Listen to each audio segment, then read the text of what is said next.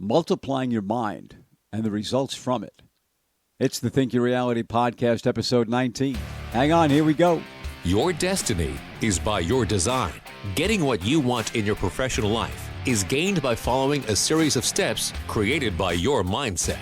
Are you ready to start the journey? This is the Think Your Reality Podcast. Here's Mike Sims.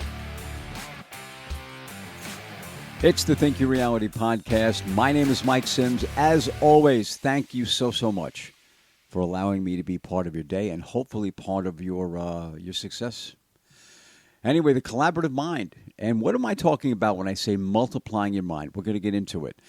The collaborative mind, it's something that occurs when two or more people discuss their ideas, and the flow of information between the parties creates a transcendent relationship. Does that excite you? Because it should. We're going to get into it. So the collaborative mind occurs when two minds join. And what happens is, inevitably, it invites a third collaborative or mastermind to the conversation. You've had this happen. You just may not have realized it. There are a few rules of engagement that have to be in place for this to occur. I really want you to take the time, maybe even take notes to listen to this, because this could be very critical toward you achieving your goals. And that ultimately is what we're doing here, isn't it? Okay. So, rule number one is the reception of ideas. Keep in mind that an abstract or an idea may not make sense or show its value immediately upon somebody offering it. But upon contemplating it, it may stand alone as its own idea or mix with another to form something of greater substance. To that end, rule number two, there is no such thing as a bad idea or a suggestion.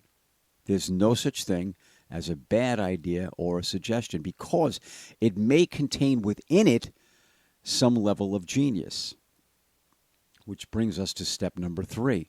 That occurs by inquiries are essential.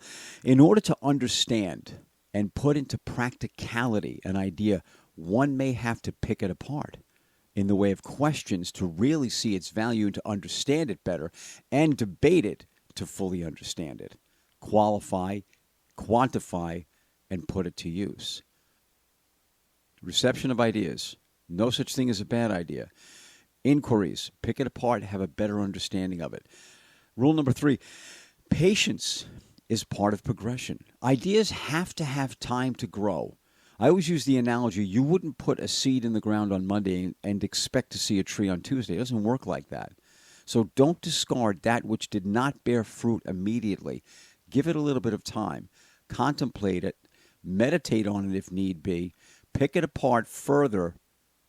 Get deeper into what it is, and you'll understand it that much better and find a very practical use to use it to your advantage. Rule number four, ego has no place in the equation. Period. End of discussion. If you are the smartest person in the room, get the hell out of the room. We're moving on. Rule number five, look for the exponential value in an idea. Ideas and plans almost always multiply results. Let me give you an example. Think about this for a minute. The Wright brothers were bike mechanics that wanted to try and build an airplane in 1903. That gave birth to the air travel industry, which now generates $686 billion a year in revenue. That, in turn, caused man to look to the stars. And there was the birth of space exploration. Now, that may be a bit of a quantum leap, but chronologically and logically, you can see how that would make sense, that one led to another, much in the same way that your first idea is just the birth of something much, much larger. Look exponentially at what it could become. Do not discard it because it did not bring to you exactly what you wanted immediately. But their one idea, in the case of the Wright brothers, is often attributed to the others. Rule number six, the power of degrees of separation. Let me give you a hypothetical situation that forms kind of like a pyramid. 3 people form a mastermind group. Arguably, each of these people know 10 other people. Now, that brings 30 people to the table in the way that the first 3 have had interactions with each of their 10, and those experiences which now they're drawing on with these people. The multiplying effect of these interactions leads to a much larger database of ideas for you to tap into to use on the way to your dreams. So a much larger database of ideas, experiences, previously failed attempts, and inevitably new decisions and directions for you to take to get further along the path to your aspirations.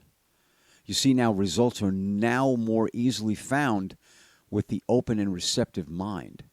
Humility is one of the necessary components. Honesty is a critical ingredient. Input is needed, expected, and welcomed from all parties, regardless of their level in that group. Does that make sense? I hope it does. You can be part of a collaborative mind. You can get infinitely further toward your goals by becoming and forming a mastermind group. Now, I had said in a previous podcast that ultimately Think Your Reality is going to create an online community where you can be part of it. I will keep you in the loop as to when that occurs. When it does, I need you to be a part of it. I think you need to be a part of it in order to use it to your advantage, because that's what this podcast is all about. My name is Mike Sims. This is the Think Your Reality podcast, and I always close by saying something from my heart, and that is I really do hope you have an awesome day, as I believe you deserve nothing less.